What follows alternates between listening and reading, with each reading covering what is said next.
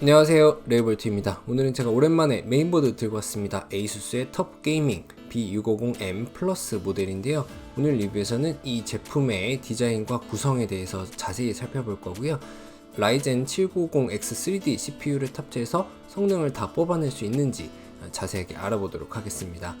최근에 이 터프 시리즈 많이 사용하고 계신 걸로 알고 있고 점점 팬층이 두터워지고 있는 것 같은데요.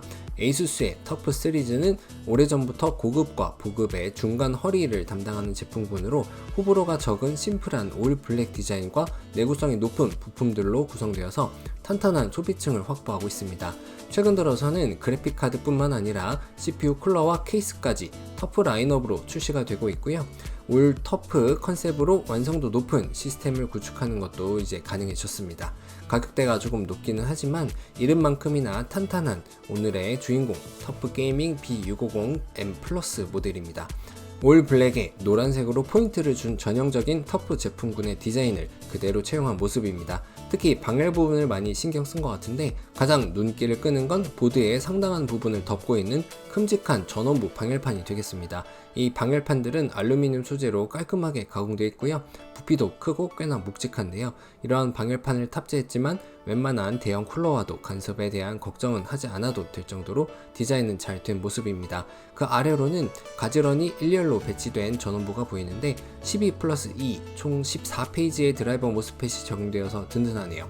이 정도 사양이면 현존 최고 수준의 라이젠 CPU를 탑재하더라도 거뜬히 그 최대 성능을 끌어낼 수 있겠죠. M-ATX 규격으로 컴팩트한 크기지만 강력한 시스템을 구축하기 위한 기본기도 잘 갖추고 있는데 여기 쿨링팬 커넥터만 봐도 알 수가 있습니다. 총 6개의 PWM 커넥터가 보드 곳곳에 배치되어 있는 게 보이네요. 뿐만 아니라 3개의 ARGB 커넥터 그리고 1개의 RGB 커넥터를 탑재해서 조명 튜닝을 통한 화려한 시스템 구성도 가능하죠. M.2 SSD는 총 2개를 장착할 수 있는데 모두 블랙 아노다이징된 알루미늄 방열판을 기본 탑재하고 있고요. 나사를 사용하지 않고 렛치 방식으로 쉽게 고정할 수 있는 등 각종 고급 사양이 꼼꼼하게 적용됐습니다. 4개의 SATA 커넥터가 제공되며 전면 타입C 단자도 있어서 확장성과 호환성도 충분해 보이고요. 후면 패널도 깔끔한 일체형으로 구성되어 있으며 타입C 단자와 2.5기가 네트워크 단자가 확인됩니다. 그리고 바이오스 플래시백 기능도 탑재해서 새로운 CPU가 출시되었을 때도 쉽게 업그레이드 할 수 있겠죠. 메모리 슬롯도 4개이니 M-ATX에서 담을 수 있는 거의 모든 기능들을 가득 채워서 담았다고 볼 수가 있겠고요. 보급형이라기보다는 고급형에 가까운 사양임을 알 수가 있었습니다. 그만큼 가격대가 좀 높은 편이긴 하죠. 이어서 메인보드의 가장 중요한 기능이죠. CPU를 과연 어디까지 사용할 수 있을지 알아보는 테스트를 한번 라이젠 7950X3D CPU와 팀그룹의 고사양 XMP 메모리를 사용해서 한번 진행해봤습니다. 최고 사양이긴 하지만 인텔처럼 차력쇼를 하진 않기 때문에 대장급 공랭 쿨러라면 충분히 커버할 수가 있겠죠. 대부분의 사용자분들은 바이오스에서 크게 설정할 값들은 없습니다. DOCP를 사용해서 메모리 관련 설정을 해주고요. 어드밴스드 탭에서 오버클럭 메뉴를 가보면 인피니티 패브릭과 1:1 동기화를 진행할 수가 있습니다. 그리고 CPU의 수율에 따라 다르지만 성능 향상과 긍정적인 효과를 기대할 수 있는 커브드 옵티마이저 기능을 선택적으로 사용해 주시면 되겠습니다. 이 커브드 옵티마이저 효과가 궁금하신 분들은 제 영상을 참고해 주세요.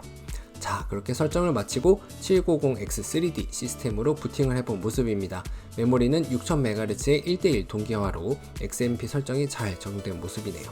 이때 시네벤치 R23 결과를 보면 여타 30만원대나 그 이상의 고가 메인보드에서 같은 CPU의 벤치마크 결과와 전혀 다르지 않음을 알 수가 있습니다. 즉 메인보드가 CPU의 성능을 최대로 잘 뽑아주고 있음을 의미하고요.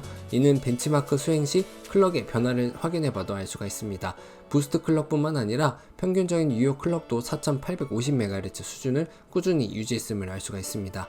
시네벤치 프로그램 특성상 한 사이클이 끝나면 순간적으로 부하가 낮아지고 이때 클럭이 부스팅 되는 거니까요. 그래프 보실 때 참고하시기 바랍니다. 디지털 전원부의 장점은 발열이 낮고 안정적으로 전압을 CPU에 공급할 수 있다는 점인데요. 이는 전압 모니터링 결과에서도 알 수 있었습니다. 최상급 라이젠 CPU를 탑재했는데도 안정적인 전압 공급이 가능했고요. 이때 CPU 측 전력 소모량은 평균 130W, 최대 피크는 150W에 가깝게 측정되었습니다. 이 정도는 앞서 살펴봤던 12+2페이지의 드라이버 모스펫 전원부라면 아주 넉넉하게 커버할 수 있죠. 그리고 이는 전원부의 온도를 측정해보면 바로 알 수 있습니다. 방열판 쪽이나 메인보드 뒷면의 전원부를 확인해 보니까요, 온도가 40도 중반을 채 넘지 않는 모습이네요.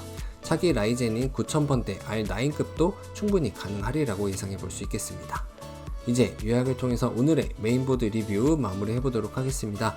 오늘 소개드린 제품의 장점을 꼽아보자면 컴팩트한 크기에 가득 담은 고급 사양들을 꼽을 수 있겠고요. 7950X3D로 가볍게 지원하는 탄탄한 전원부를 들 수가 있습니다. 그리고 마지막으로 터프 특유의 감성이 가득 담긴 디자인을 장점으로 꼽아볼 수가 있겠네요. 그래서 제품 추천할 만한 대상을 꼽아보자면 컴팩트한 크기의 고성능 시스템을 꾸미실 분들과 터프 컨셉의 시스템을 구축하고 계신 분들, 그리고 올 블랙의 심플한 디자인을 선호하는 분들께 오늘의 메인보드 추천할 수 있겠습니다. 총평입니다. 저는 별점 3.5개 줬습니다. 라이젠 7000번대가 워낙에 CPU가 고성능에 저전력으로도 가능해서 더 가성비가 좋은 보드 선택지가 많은 게 이 제품의 단점 아닌 단점이 되고 있는데요. 하지만 고급 사양을 필요로 하는 분들, 그리고 터프 감성을 찾는 분들께는 어쩌면 합리적인 선택지이기도 한 제품이 되겠습니다. 이상으로 오늘의 메인보드 리뷰 마칩니다. 더 좋은 제품들과 리뷰로 여러분을 찾아뵙겠습니다. 감사합니다.